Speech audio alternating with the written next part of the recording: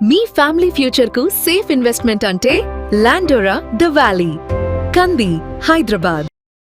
ఆంధ్రప్రదేశ్ రాజధాని అమరావతి విషయంలో inner ring road, outer ring road ఈ ప్రతిపాదనల చుట్టూ చాలా వరకు రాజకీయ చర్చలు నడుస్తున్నాయి. అడ్మినిస్ట్రేషన్ పరంగా ముఖ్యమంత్రి ఇచ్చినటువంటి ఆదేశాల మేరకు వీటి నిర్మాణం ఎలా ముందుకు తీసుకెళ్లాలనేటువంటి అంశంపై చర్చ జరుగుతుంది. అయితే గత 5 ఏళ్లలో జరిగినటువంటి జాప్యం, Amaravati inner ring road, outer ring road ప్రతిపాదనల్ని అటకెక్కించినటువంటి వైనం, అలానే కేంద్ర ప్రభుత్వ ఉపరితల రవాణా శాఖ తీసుకున్నటువంటి ఒక కీలకమైనటువంటి నిర్ణయం ఫలితంగా విజయవాడ నగరానికి పశ్చిమాన నిర్మించినటువంటి బైపాస్ రోడ్డు, వీటన్నిటి నేపథ్యంలో ఇన్నర్ రింగ్ రోడ్డు ప్రతిపాదన ఇక ఆగిపోయినట్టేనే అందరూ భావించారు. అయితే దాన్ని వీలైనంత వేగంగా ఇన్నర్ రింగ్ రోడ్డును కూడా నిర్మించాల్సిన అవసరం ఉందని ఏపీ సీఎం చంద్రబాబు నాయుడు అభిప్రాయపడ్డారు. వాస్తవానికి ప్రకాశం బ్యారేజ్ని ఒక పారామీటర్గా పెట్టుకొని చూస్తే ప్రకాశం బ్యారేజ్ నుంచి ఎగువకి కనీసం 4 చోట్ల కృష్ణానది పైన వంతెనలు పెట్టడం ద్వారా అమరావతి నగరానికి రహదారి వ్యవస్థని బలోపేతం చేయాలనేది, అలానే కృష్ణానదికి ప్రకాశం బ్యారేజీ దిగువన మరో 4 మార్గాల్లో కొత్త బ్యారేజీలు నిర్మించడం ద్వారా రవాణా వ్యవస్థని పెంపొందించాలని భావించారు. ఈ క్రమంలోనే ఇన్నర్ రింగ్ రోడ్డు ప్రతిపాదన మరోసారి తెరపైకి వచ్చింది. ఇన్నర్ రింగ్ రోడ్ నిర్మించి తీరాల్సిందే అని రాష్ట్ర ప్రభుత్వం, ఏపీసీఆర్డీఏ నిర్ణయించుకున్నాయి. దీనికి సంబంధించి కేంద్ర ప్రభుత్వ అప్రూవల్ను కూడా తీసుకోవడం విశేషం. గతంలో ఇచ్చినటువంటి డిపిఆర్ అంటే దాదాపుగా 28 గ్రామాలు కృష్ణా జిల్లాలో, ఇటు గుంటూరు జిల్లాలో కూడా దాదాపు 15-20 గ్రామాల మీదుగా ఈ రహదారి వ్యవస్థ వెళుతుంది. అప్పట్లో వేసినటువంటి అంచనా వ్యయం ప్రకారం 7,600 కోట్ల రూపాయలని ఖర్చు పెట్టాలని, ఖర్చు అవుతుందనేటువంటి ఆలోచన చేశారు. అయితే ఇప్పుడు సవరించినటువంటి అంచనాలను రూపొందించే పనిలో ఏపీసీఆర్డీఏ నిమగ్నమైంది. అసలు ఇన్నర్ రింగ్ రోడ్డు ప్రతిపాదనలో రహదారి వ్యవస్థ ఏ విధంగా ఉండబోతోంది, ప్రస్తుతం హైదరాబాద్లో చూసినటువంటి ఔటర్ రింగ్ రోడ్డు ప్రతిపాదనల తర్వాత అమరావతి ఇన్నర్ రింగ్ రోడ్డు ప్రణాళికను ఏ విధంగా రూపొందించారు, ఈ అంశాలు విశ్లేషించేటువంటి ప్రయత్నం చేద్దాం. డిపిఆర్లో భాగంగా గతంలోనే Andhra Pradesh capital region development authority ఒక ప్రపోజల్ను పెట్టింది. ఆ ప్రపోజల్ ప్రకారం 8 వరుసల రహదారిగా ఇన్నర్ రింగ్ రోడ్డును కూడా నిర్మించబోతున్నారు.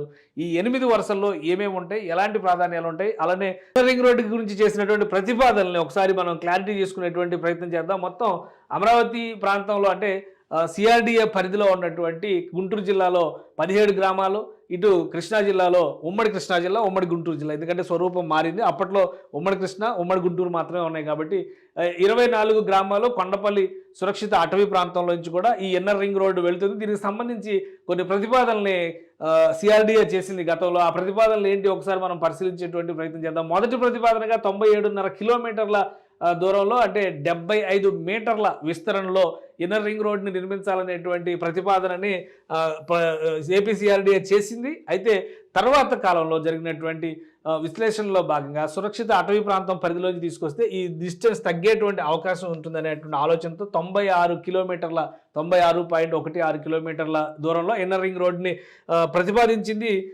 ఏపీసీఆర్డీఏ. దీనికి కూడా ఆమోదం లభించింది. సో ఈ నేపథ్యంలో అటవీ ప్రాంతంలో నుంచి వెళ్ళేటువంటి ఇన్నర్ రింగ్ రోడ్డు నిర్మాణం వల్ల ఎక్కువ ప్రయోజనాలు ఉంటాయనేటువంటి ఆలోచనతో రాష్ట్ర ప్రభుత్వం ఒక గ్రీన్ సిగ్నల్ ఇచ్చింది. అదే ప్రతిపాదనను కేంద్ర ప్రభుత్వానికి కూడా గతంలో పంపించారు. ఇప్పుడు అలైన్మెంట్ ఏ విధంగా ఉంటుంది, ఈ 96.6 కిలోమీటర్లు 75 మీటర్ల వెడల్పులో ఉండేటువంటి రాజధాని పరిధి నుంచి అంతర్వలయ రహదారి వరకు అనుసంధానించినటువంటి 27 రహదారులు, ఎందుకంటే ఈ ఇన్నర్ రింగ్ రోడ్డుకి రాజధాని లోపల నుంచి 27 రహదారుల్ని అంతర్వలయంగా వచ్చేటువంటి ఈ రహదారికి అనుసంధానిస్తారు.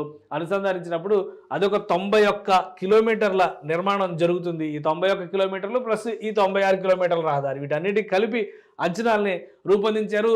12/2/2018లోనే దీన్ని అథారిటీ సమావేశంలో అంటే సిఆర్డీఏ సమావేశంలో నిర్ణయించారు. ఇదే ప్రతిపాదనని రాష్ట్ర ప్రభుత్వం కూడా గ్రీన్ సిగ్నల్ వేసింది. అలానే ఈ ప్రతిపాదనల్లో భాగంగా వచ్చినటువంటి కొన్ని అంశాలను మనం పరిశీలిద్దాం. ఇందులో చాలా డీటెయిల్స్ ఉన్నాయి, ఎందుకంటే ఇదంతా కూడా డీటెయిల్డ్ రిపోర్ట్ని సిఆర్డీఏ పబ్లిష్ చేసింది. దీనికి సంబంధించినటువంటి వివరాలని మనం చూద్దాం. దీన్ని 2 దశలుగా ఈ పనులు మొదలు పెట్టాలనుకున్నాం. అంటే ఇన్నర్ రింగ్ రోడ్డు 96 కిలోమీటర్ల డిస్టెన్స్తో నిర్మించబోయేటువంటి ఇన్నర్ రింగ్ రోడ్డు, కొండపల్లి అటవీ ప్రాంతంలోంచి వచ్చేటువంటి ఇన్నర్ రింగ్ రోడ్డుకు సంబంధించి 2 దశల్లో నిర్మాణం చేయాలనుకున్నారు. అందులో 68 కిలోమీటర్ల మేర నిర్మాణం మొదటి దశలోనే జరిగిపోతుంది.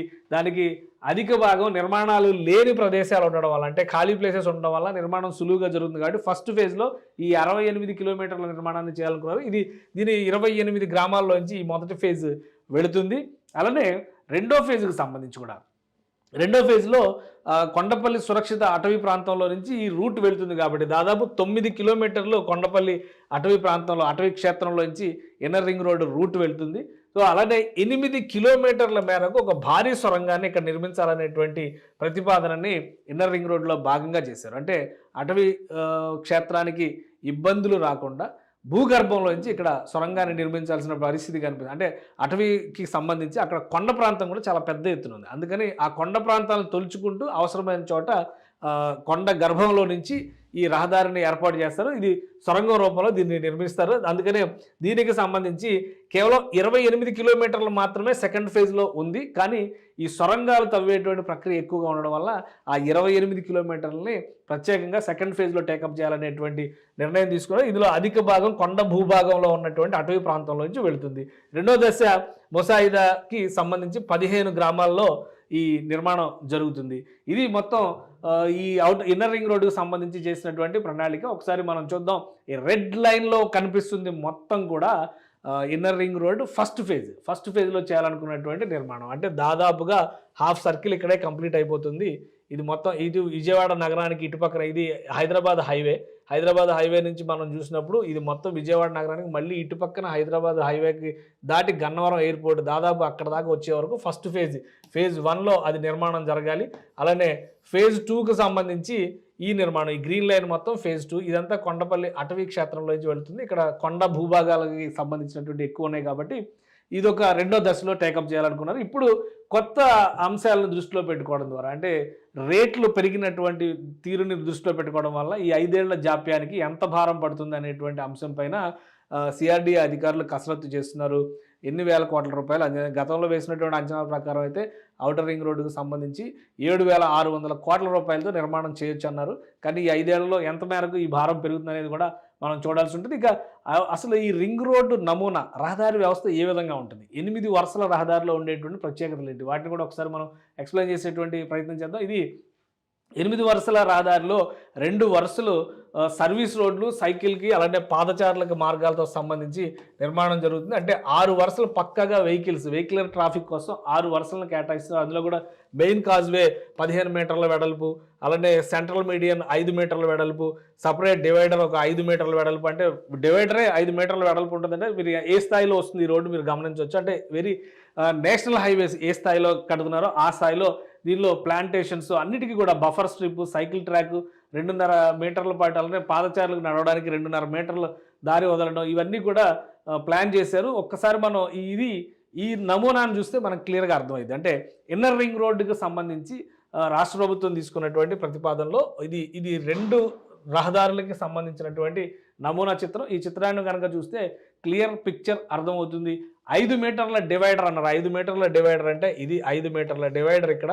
అంటే మీరు ఒక్కసారి గమనిస్తే ఇటువైపు 4 వరుసలు అటువైపు 4 వరుసలు కనిపిస్తే ఆ 4 వరుసల లెక్క కూడా 2 వెహికల్స్ ముందుకు వెళ్ళేటువంటి ఒక సైడే వెళ్ళేటువంటివి. కానీ ఇక్కడ మళ్ళీ మధ్యలో ఒక చిన్న డివైడర్ ఇస్తారు, ఇక్కడ ఒక చిన్న డివైడర్ ఇస్తారు. సో ఇక్కడ హెవీ వెహికల్స్ అన్నిటికీ ఒక సపరేషన్ ఉంటుంది. ఇక్కడ మనం గమనిస్తే ట్రక్కులు, బస్సులు, కార్లు, అలానే ఇక్కడ కార్లు 3 వీలర్స్కి ఇచ్చి ఈ మిగతా 2 జోన్లు కూడా పాదచారులకి సంబంధించి, సైక్లింగ్కి సంబంధించి, లైట్ మోటార్ వెహికల్స్ ఇప్పుడు సైకిల్ తరహాలో మోటార్ వెహికల్స్ కూడా వచ్చినాయి కాబట్టి వాటికి సంబంధించారు.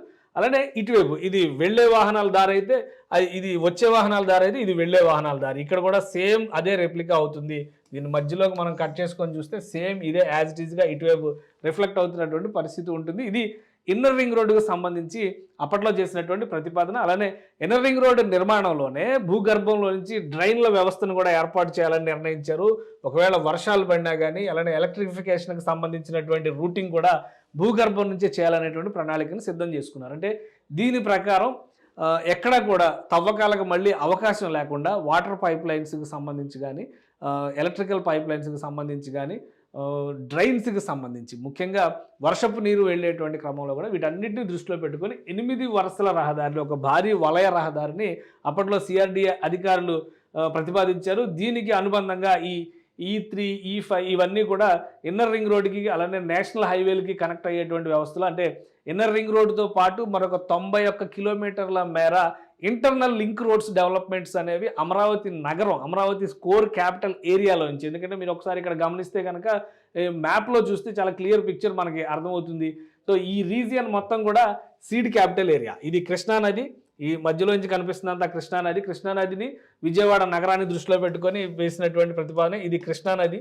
కృష్ణానది ఇక్కడ ఉంటే ఇటుపక్కనంతా విజయవాడ నగరం ఉంది. ఇక్కడ విజయవాడ నగరాన్ని మనం చూస్తున్నాం. ఇక్కడ ఈ ఏరియాని మాస్టర్ ప్లాన్లో భాగంగా అమరావతి నగరంగా డెవలప్ చేస్తున్నారు. కాబట్టి ఇక్కడ నుంచి కనిపిస్తున్నటువంటి ఈ రెడ్ బ్లూ లైన్స్ అన్నీ కూడా ఇది సీడ్ యాక్సిస్ రోడ్డు, ఇట్లా ఇవన్నీ కూడా లైన్స్, ఇవన్నీ కలిపి చూస్తే మరొక 91 కిలోమీటర్ల రహదారి వ్యవస్థని ఇంటర్నల్గా డెవలప్ చేయాలి. సో ఒకవైపు భారీ వలయ రహదారిని, దానికి అంతర్గతంగా అనుసంధానించేటువంటి ఇంటర్నల్ లింక్ రోడ్లు, వీటన్నిటిని ప్యారల్గా డెవలప్ చేయాలి. కాబట్టి ఇన్ఫ్రాస్ట్రక్చర్ విషయంలో ఆంధ్రప్రదేశ్ ప్రభుత్వం ఎక్కువ ఫోకస్ చేస్తుంది.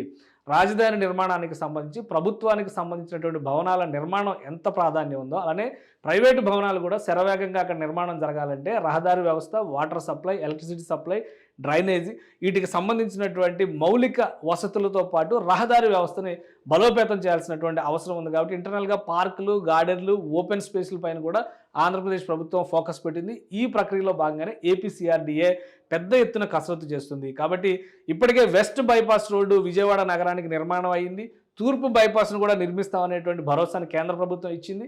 అయినా కానీ ఇన్నర్ రింగ్ రోడ్డు ప్రతిపాదనను వదిలిపెట్టే ప్రసక్తే లేదని ఏపీసీఆర్డీఏ చెబుతుంది. ఎందుకంటే ఔటర్ రింగ్ రోడ్డు స్థాయిలో అమరావతి అభివృద్ధి చెందడానికి కనీసం ఒక 20-30 ఏళ్ళు పట్టినప్పటికీ కూడా ఇన్నర్ రింగ్ రోడ్ని ఇమీడియట్గా డెవలప్ చేస్తే అమరావతి పరిధిలో యాక్టివిటీ బూస్టప్ అవుతుంది. అలానే విజయవాడ ఒక మెట్రో నగరంగా మరింత విస్తారంగా, అంటే గ్రేటర్ విజయవాడ అనేటువంటి ప్రతిపాదన ఎప్పటి నుంచో పెండింగ్లో ఉంది. కాబట్టి గ్రేటర్ విజయవాడ నిర్మాణం జరగకపోయినా కానీ ఈ ఇన్నర్ రింగ్ రోడ్డు వలన ఆ పరిధిలో జరిగేటువంటి డెవలప్మెంట్ విజయవాడ నగరానికి కూడా కలిసి వస్తుందని రాష్ట్ర ప్రభుత్వం భావిస్తుంది. అందుకే శరవేగంగా ఇన్నర్ రింగ్ రోడ్డుకు సంబంధించినటువంటి డిపిఆర్ రిపోర్ట్ని కేంద్ర ప్రభుత్వానికి సబ్మిట్ చేసేందుకు సవరించినటువంటి ఆర్థిక అంచనాలతో సంసిద్ధంగా అధికారులు ఉన్నట్టుగా తెలుస్తోంది. అతి త్వరలోనే ఫైనల్ ఫిగర్స్ క్లారిఫై అయిన తర్వాత కేంద్ర ప్రభుత్వానికి ఈ ప్రతిపాదనలు పంపించేటువంటి అవకాశాలు స్పష్టంగా కనిపిస్తున్నాయి. సుమన్ టీవీలో మీ పర్సనల్ అండ్ బిజినెస్ ప్రమోషన్స్ కోసం కింది నెంబర్కి కాంటాక్ట్ చేయండి.